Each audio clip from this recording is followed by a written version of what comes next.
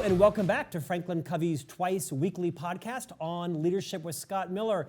Every Tuesday and Friday for 6 years now, 20 plus episodes aired, another 50 plus that are taped and ready for release, where we try our best weekly to invest in you as leaders. Franklin Covey is the sponsor of this podcast, known to millions around the world as the world's most trusted leadership development firm, co-founded in part by Stephen R. Covey, the author of the incomparable book, The 7 Habits of Highly Effective People. Our mission is to inspire greatness in people and organizations everywhere, and through the lens of making leaders better. Leaders formally, informally, in the workplace, in their homes, in their communities, in their churches and mosques and synagogues, every role that they play in life. Today, I'm honored to be interviewing the renowned physician, author, coach, teacher, physician, and psychologist. Dr. Leonard Sax has earned both an MD and a PhD, the author of 4 seminal books. You may know him as the author of the book, The Collapse of Parenting, and a book that I'm especially interested in as a father of 3 boys, Boys Adrift. If you are a parent, if you are a caregiver, a caretaker, if you in any way are responsible for the development of young people, young humans, you are going to want to lean in to this next 40 minutes. Dr. Sax, welcome to On Leadership. Thanks for inviting me. Great to have you. As I mentioned off camera, I became aware of you about 7 years ago. I was living in Park City, Utah, and I was driving to the grocery store to do some grocery shopping. I think it was maybe even a Saturday morning. And on NPR, National Public Radio, there was an interview starting with this guy named Dr. Sax, who I had not heard of before. And the interview was so riveting, I pulled my car in and I stopped and listened to the entire 15-minute interview while 2 friends from opposite ends of the country, California and Sarasota, Florida, were texting me saying, there's this really cool guy on NPR. Are you listening to this? Must have been a simulcast. It was at the same time. And I said, I am. And here I'm honored 7 years later to be interviewing you for Franklin Covey's podcast. Dr. Sax, you are a prolific best-selling author. You are both a family practitioner physician with an MD. You also are a psychologist. You've earned a PhD. You teach and coach in schools and organizations around the world. Would you maybe rewind a couple of decades and reorient your journey beyond what I just said to all of our guests and listeners around the world? And then we'll dive into the raising of young people. Sure. So I earned my undergraduate degree in biology at MIT. I then went to the University of Pennsylvania, where, as you noted, I earned my doctorate in psychology, as well as my medical degree. I then did a residency in family medicine at Lancaster General Hospital in Pennsylvania, and started a practice in family medicine in Montgomery County, just outside Washington, D.C. Started from scratch with 0 patients, built that practice to 7,000 patients, and then sold the practice to my employee, Dr. Dugarella, and did a 5-year sabbatical to devote myself full-time to visiting schools and meeting with school leaders and elected officials.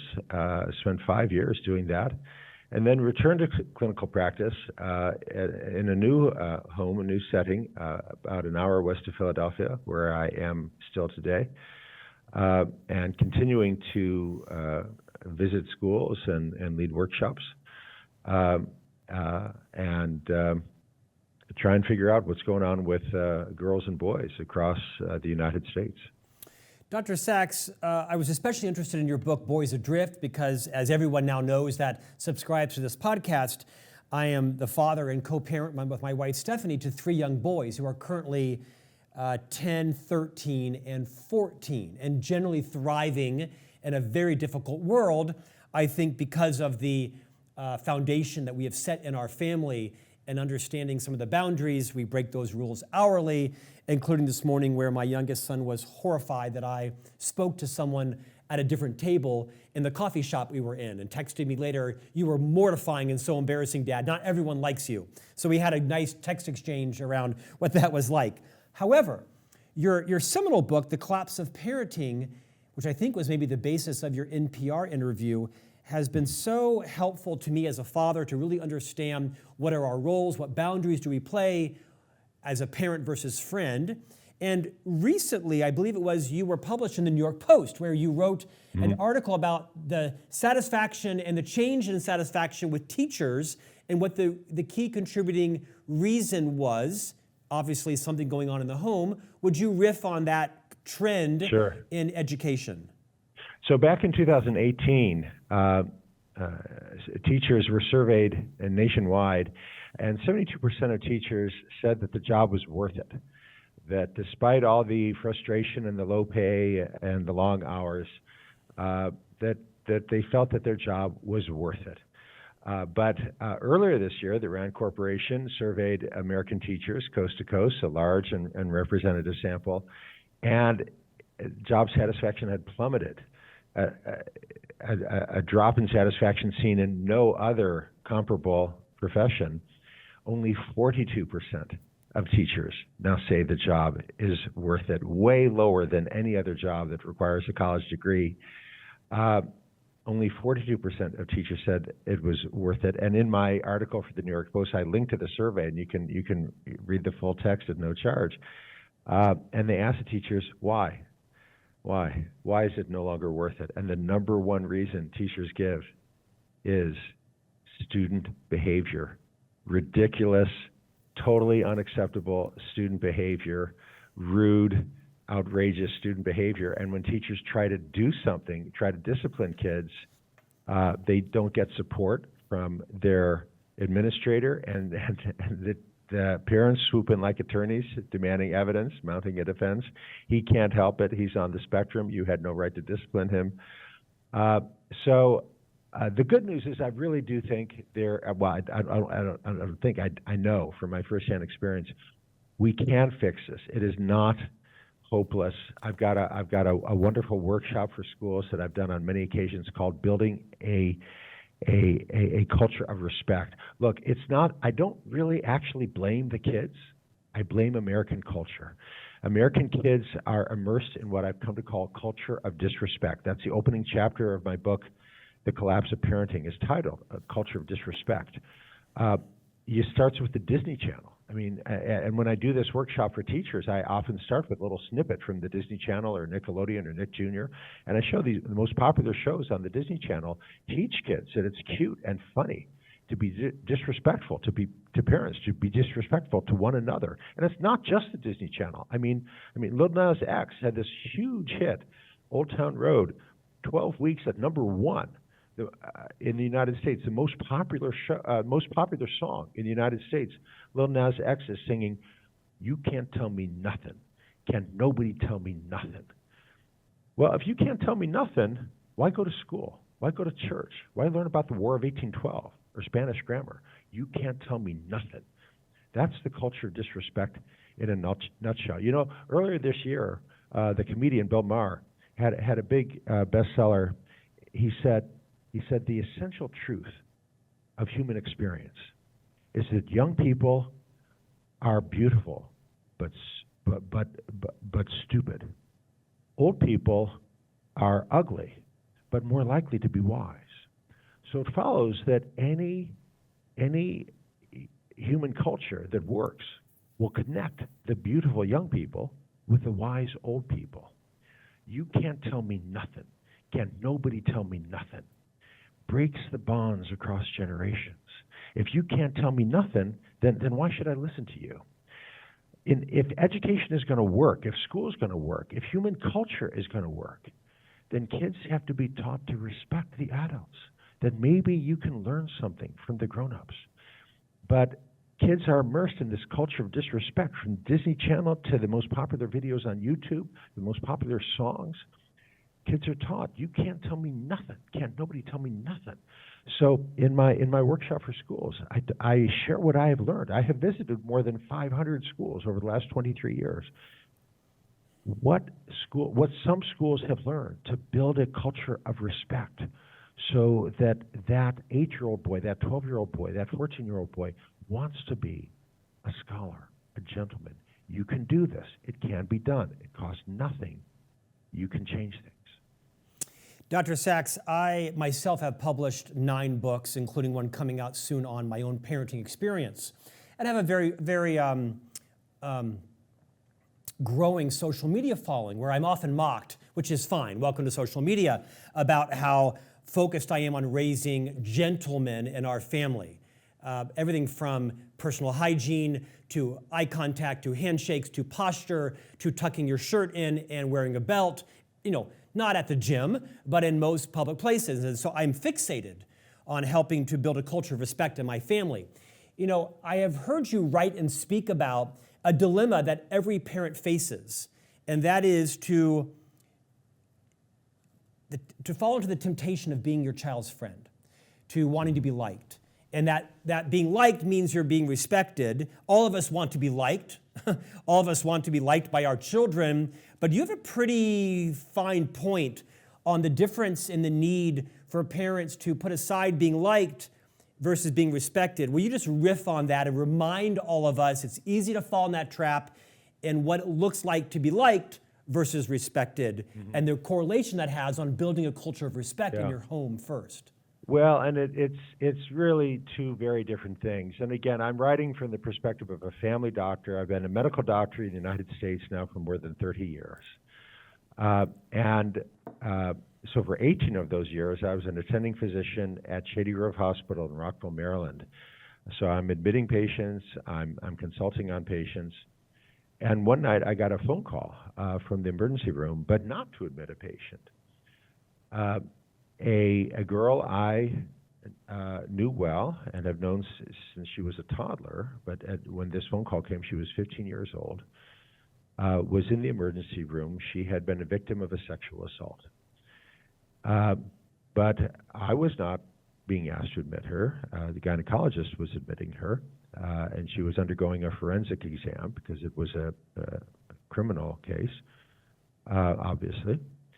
But Mom was in the emergency room, and the emergency room physician said that Mom was very upset and was asking if I would come in to talk with her. And so I did. And I met with Mom in the consultation room, just adjacent to the emergency room. It was just her and me. And when I came into the consultation room, Mom's first words, she said to me, "I knew I shouldn't have let her go." It was a frat party at the college. She's 15 years old. I knew I shouldn't have let her go. And of course, you want to shake Mom and say, well, then why'd you let her go? But I didn't say that because I knew why she let her go. She wants to be her daughter's best friend. And a friend cannot command. A friend is a peer. A friend cannot prohibit. I shared that story when I spoke to parents in Tampa, Florida. And after the talk, Mom came up to me and Mom shared her story. Her daughter, 14 years old, had come up to her recently and said, "Hey, guess what, Mom? We're all going to Cancun for spring break." And Mom got out her phone and Mom said, "I can't get away that week. I'm busy."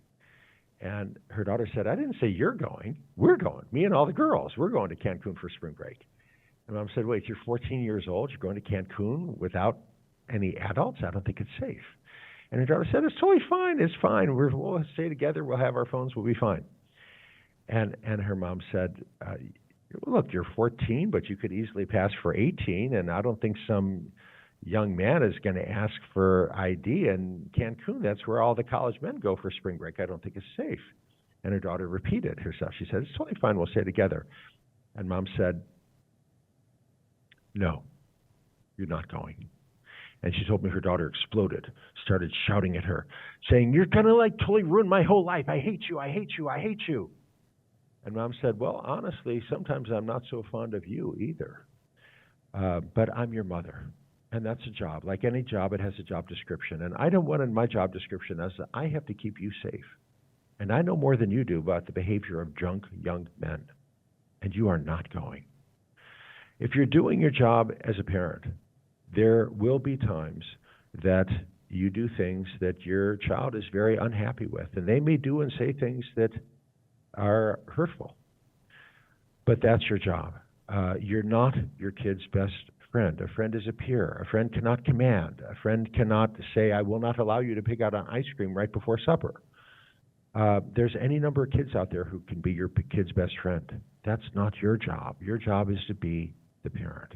Now, you still get to do lots of fun things with your kid. I've got a whole chapter in my book, The Collapse of Parenting, titled Joy, about all the fun things you're going to do with your kid. But you mustn't get confused about the distinction between the friend and the parent. You're not the best friend. You're the parent. It's your job to explain the rules, enforce the rules, to be both strict and loving. And if you don't do that, you're putting your child at great risk. Dr. Sax, I'd like you to opine on a situation going in my home right now that I am sure every parent in the world is faced with. Let me set the context. We have 3 sons. Our oldest son is 14, high honor roll in school, very self-directed, attends church willingly with us, just a great kid, great conscience, trying to become a long-term thinker, generally a really great kid. He's joined a new school recently. It's a private Catholic school.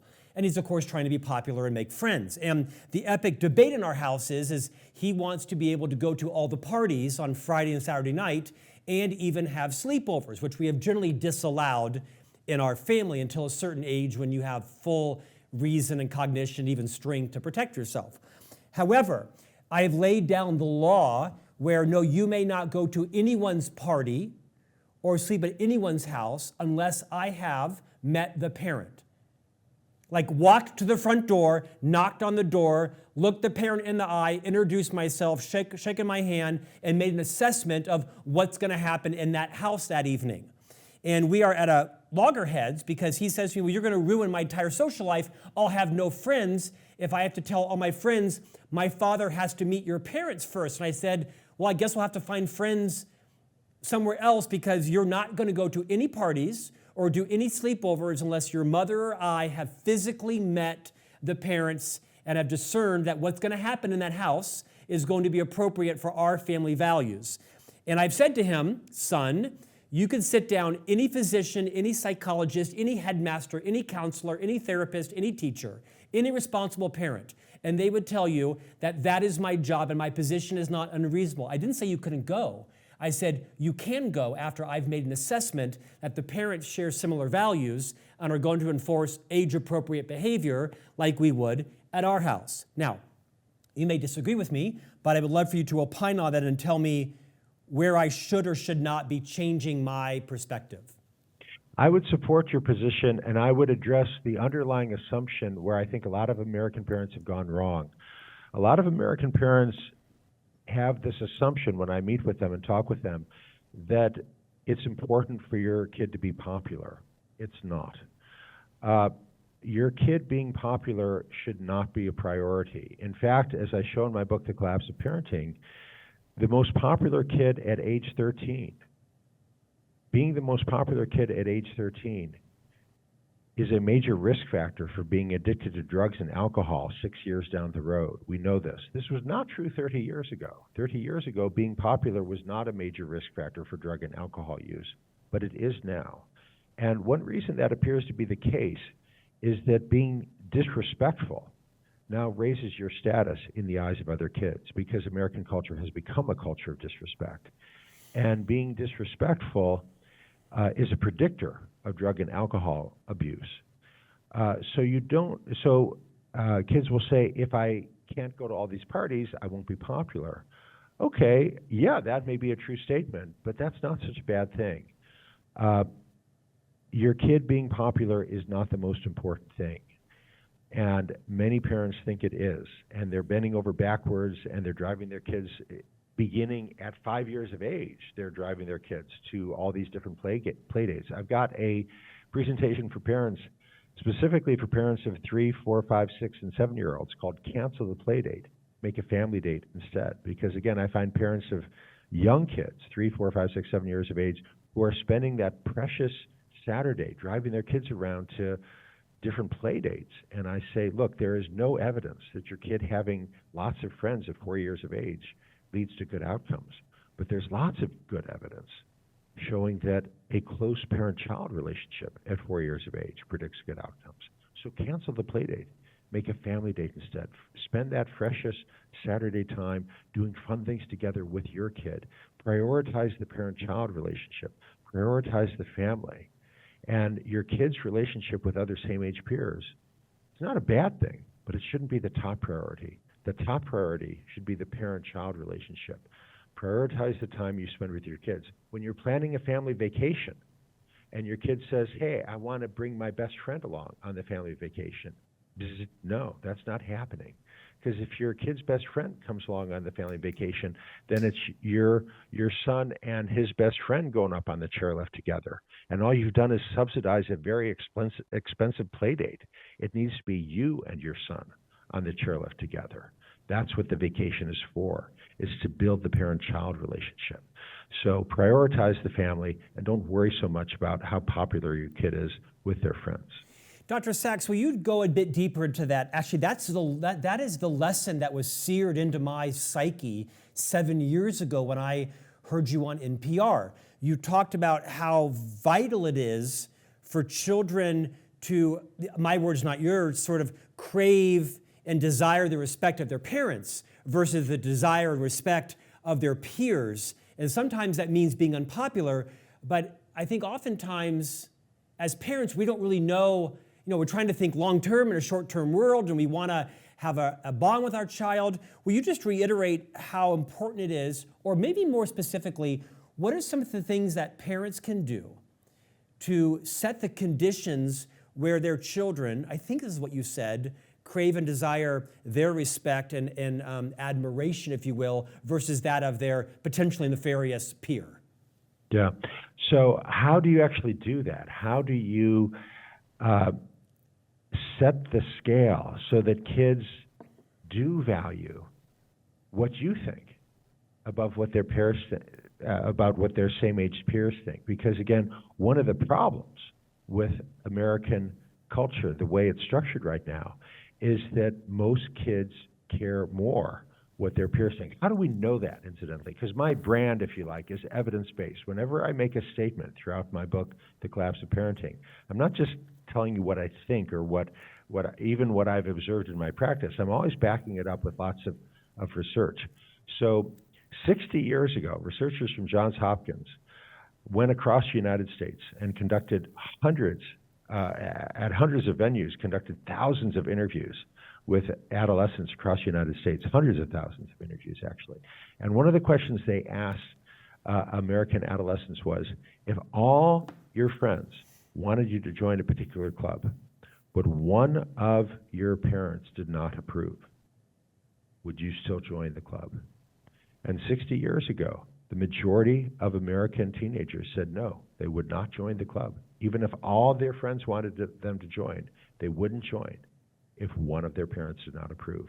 The opinion of their parents mattered more than the combined opinion of all their peers. Well, as you know, I have met with a great many American teens and my visits to more than 500 schools over the last 20-some years. And I've asked them an updated version of that question that the Johns Hopkins researchers asked. I've asked American kids at middle schools and high schools, I've asked them, if all your friends wanted you to install a particular social media app on your device, would you consult your parents first? And the most common answer I get from American kids is not yes, it's not no, it's laughter. They think it's a great joke. They burst out laughing. Boy, this guy's really funny. And these kids may say they love their parents. But as one girl said, my parents would probably think Ask FM is some kind of radio station. Why would I ask them? These kids may say they love their parents, but they care much more what their same-age peers think than what their parents think. So how do you change that dynamic? How do you create a family where kids actually care what their parents think and look to their parents rather than looking first at their same-age peers? So that's the importance of the chapter in my book titled Joy. You have to find fun things to do with your kids. Make time every week, ideally every day, but certainly every week, carve out time, plan time to do fun things with your kids. And one of the, I guess, most dramatic examples I give in my book, again, for my own practice, husband and wife divorced when the kid was 4 years old, and the judge awarded full custody to the mother because his father had been convicted of selling drugs. So from age 4 to age 8, mom had sole custody. Then mom was convicted and sent to prison, and the social worker called up dad and said, guess what, mom's going to prison. Do you want custody of your son? Otherwise, he's going into foster care. And dad said, of course I want custody. What are you talking about? Absolutely. So dad gets full custody of his son, who hates him. For 4 years, the son has been told by mom that dad is an evil person and you don't want ever to see him again. And dad is trying to have a relationship with his son, and son wants nothing to do with him. When he touches his son screams, and the neighbors look. And dad says, all right, we're going to Blue Mountain. We're going tubing at Blue Mountain. There's an hour north up in Allentown. And son says, I don't want to go. I hate tubing. And father says, you've never been tubing. And son says, I don't care. I hate it. I don't want to go. And father puts his son in the car seat. The son is screaming. And I don't want to go. And he drives up to the mountain, and they get there, and the son's looking at the mountain, and he stops screaming, and they go up the tube, and they come down, and the son has a great time. And dad told me that changed everything. At the first ride down the mountain, that changed everything. You've got to find, now at age 8 you can do that. At age 15 it's a lot harder. Once they've gone through puberty, it's a lot harder to change attitudes. It can be done, it takes more time. At age 8 you can change it in one day, in 5 minutes you can change an attitude.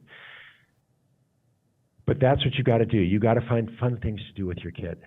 And it's got to be something that you love, that you enjoy. You know, boys want to be men.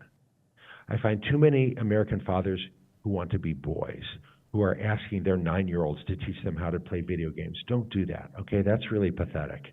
Don't do that. Think about something that you know, that you're good at, that you love, and teach your son to do that. Mom, think about something that you know, that you're good at, and teach your daughter to do that. So I have always loved to sail. I learned to sail at camp when I was very young, and there's a state park near us. We don't own a boat, but Marsh Creek State Park, you can rent boat very cheap, catamaran. And my daughter and I go sailing, and most recently we went sailing, and they should never have let us go because it was crazy windy, and we capsized, and I mean we went flying, stern over bow, we went flying through the air, and my daughter told us it was the most fun she's ever had. Find things that you love, that you're good at. Actually, I'm not a very good sailor, but we love to go sailing together. We go hiking together, and my daughter now is way better hiking than I am. Last summer, she hiked the Wind River Wilderness of Wyoming, so that's 30 days at 11,000 feet, no roof, no toilet for 30 days at 11,000 feet. So she's now amazing. But find things that you love, that you're good at, and teach them to your kid. And do those things together.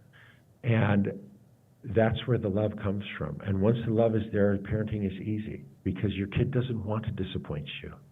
And they love to please you, and they love to do things with you.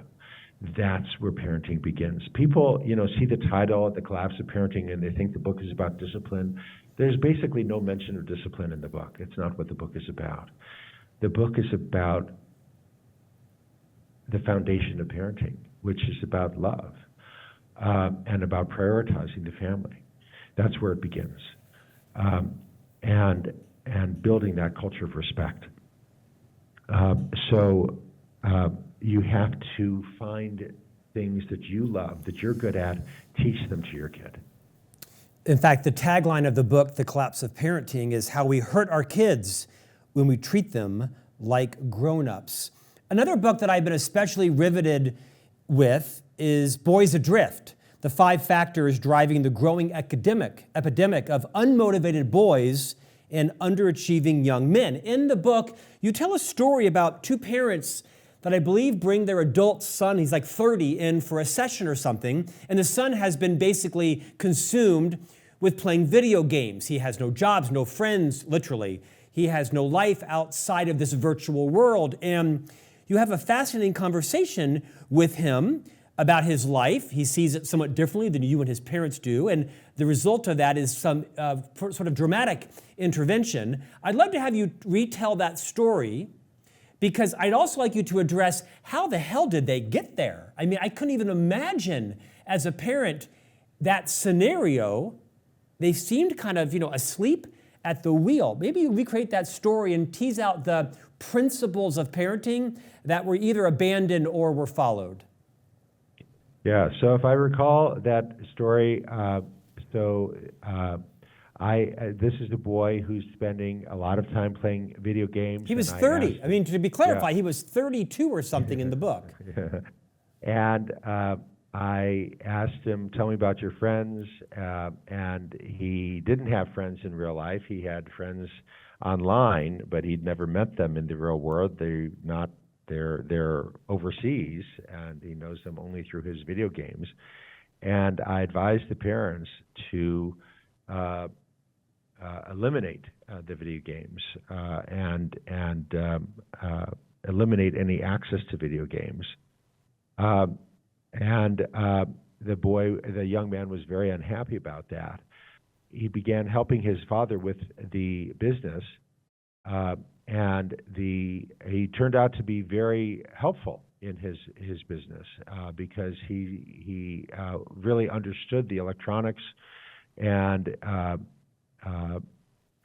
was very knowledgeable about how to hook up things, and they're installing things that the father wasn't able to do.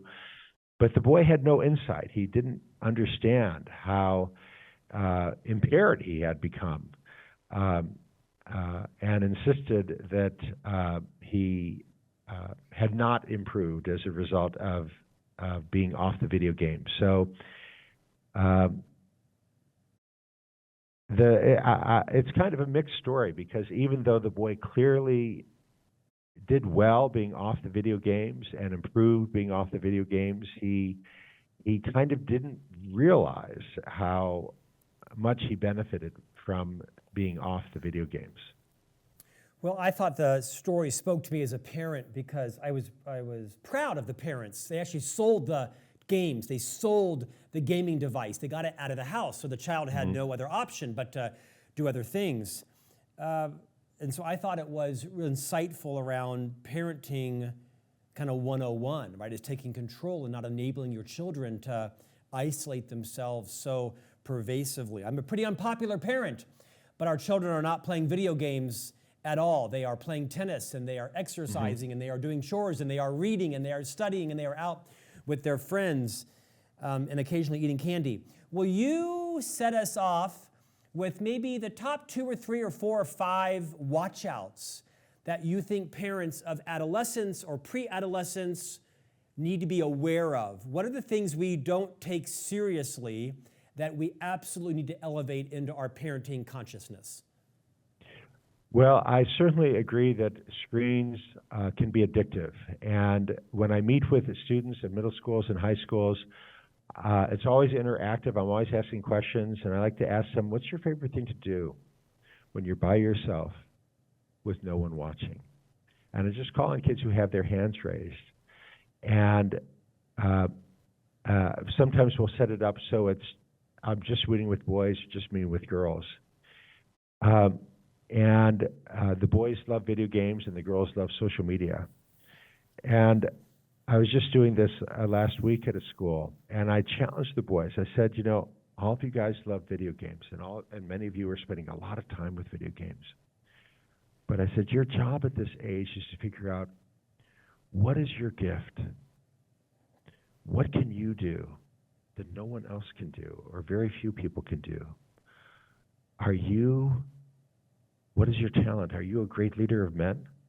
Are you a great musician? Are you a great athlete? Every one of you wants to play video games, but maybe that's not your gift. You're not going to find out your gift if you just sit in a room playing video games. If you spend your time shooting baskets, you'll become a better basketball player. If you spend your time playing a musical instrument, you'll become a better musician. If you spend your time writing, you'll become a better writer. If you spend your time playing video games, you'll become a better gamer. But at a cost. You're not figuring out who you're meant to be.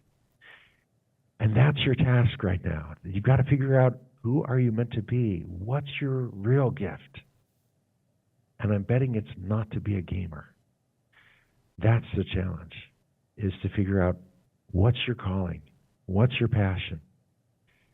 And I'll show a picture of Ninja. All the boys know who Ninja is. He's Tyler Blevins. He earns a lot of money playing video games. And a lot of the boys say they want to be the next Ninja. And I'll show them the numbers. There's 9 million people on Twitch right now hoping to be the next Ninja.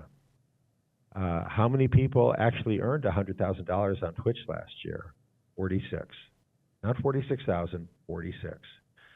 So what are the odds of earning $100,000 a year on Twitch? What's 9 million divided by 46? It's about 1 in 200,000. The odds are not good. Find your calling, and I'm betting it's something other than playing video games. The average career of a professional gamer is less than 18 months. So I challenge the boys to find a career other than being in esports. There's a lot of other things to do out there. A lot of better ways to spend your time than playing video games. Dr. Sax, is there anything else you might mention around either pornography, body image, nutrition, drugs, alcohol, vaping? What's that? There's a new pouch. Is it Zen or something? There's a new pouch. I mean, there's so many things that you and I did not have to deal with back in the 70s and 80s. Anything else you would elevate to the parents' consciousness that's saying, what's Zen? What is that? I may have the name wrong, but I've actually, a number of Christian schools have actually asked me to meet with the boys. And these are co-ed schools where I meet just with the boys to talk about pornography. Because, you and I are old enough to remember when pornography, there were stores that sold pornography for adults, and you had to be 18 or over to enter. Now, any 12-year-old with a smartphone has unlimited access to porn. And we're not talking Playboy and Penthouse. We're talking about, and a lot of parents don't get that. They think pornography means Playboy. They don't have a clue of what these 12-year-olds are actually looking at, that it's much more brutal and really perverse in a way that Playboy never was. And when I speak at these schools, and it is actually only Christian schools. I can't think of a secular school that has asked me to speak. I cannot think of a secular school that has asked me to speak to boys about pornography. But I always quote Galatians, Paul in Galatians, where he says, "Do not be deceived. God is not mocked. A man reaps what he sows. If a man sows to please the flesh, from the flesh he will reap destruction. If a man sows to please the Spirit, from the Spirit he will reap eternal life." And I actually have some great photographs. The boys are so relieved to have this conversation because they want to talk about it. They want to talk about it. And it's always question and answer.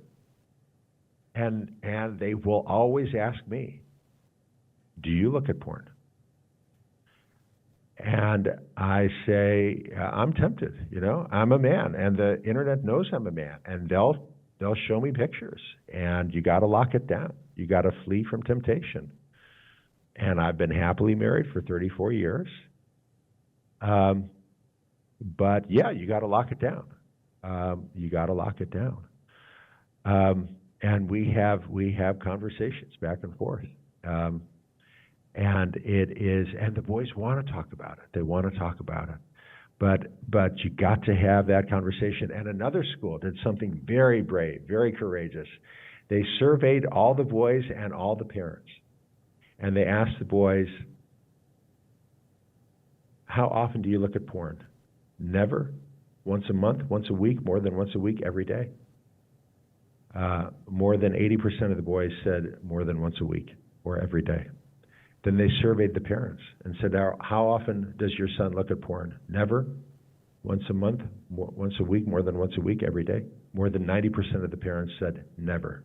The parents are clueless. They have no idea what their sons are doing. And it was courageous, because the danger is that when you share the results with the parents, which the school did, the parents are going to say, oh, these boys at these schools we're going to transfer our son to some other school where the boys are more virtuous. But of course, this is true across the United States. This is true across the United States. It was courageous. Where are the boys looking at the porn? On their phone. What % of the parents have installed any kind of parental monitoring app to limit what the boys are seeing? 4%. You got to install parental monitoring software to limit what your son is looking at. And a lot of the parents will push back, and they'll say, oh, come on, I'm not going to do that. My son's just going to Google, how do I get around the parental controls on NetNanny? Well, I've actually spoken to employees at NetNanny, and they've told me that NetNanny has employees whose full-time job is to Google the phrase, how do I get around parental controls on NetNanny? The parental monitoring apps do work. A lot of parents are skeptical, but it's way better than nothing. And you got to do something. You got to do something because, as the Surgeon General pointed out last year, 40% of 8 to 12-year-olds are on social media. You've got to limit. You've got to set some limits. You've got to be strict and loving. That's what good parents are. And if you're going to give your kid a device, you've got to install some kind of parental monitoring app because there's a lot of really bad stuff out there. Dr. Sax, I'm a raving fan. I'm also a huge fan of a friend of yours and mine who we have interviewed on this podcast, Dr. Meg Meeker. She is a renowned pediatrician and best-selling author. She wrote several books, including Strong Fathers, Strong Daughters, Strong Mothers, Strong Sons. She wrote of The Collapse of Parenting. One of the premier experts on parenting, Dr. Leonard Sax, brilliantly articulates the problems parents experience with their children, then gives solutions. If you have time to only read one book this year, read this one. The Collapse of Parenting, How We Hurt Our Kids When We Treat Them Like Grown-Ups. Dr. Sax, thank you for your investment in our community today. Thanks for inviting me.